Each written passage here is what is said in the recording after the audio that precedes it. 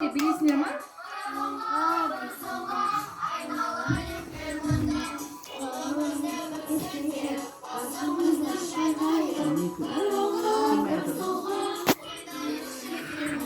Burunga, burunga.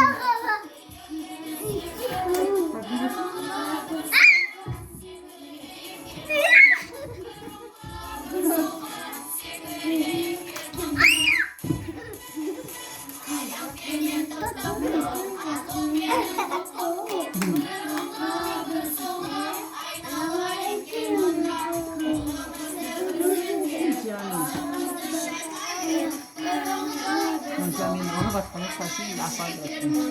Bilirsin mi?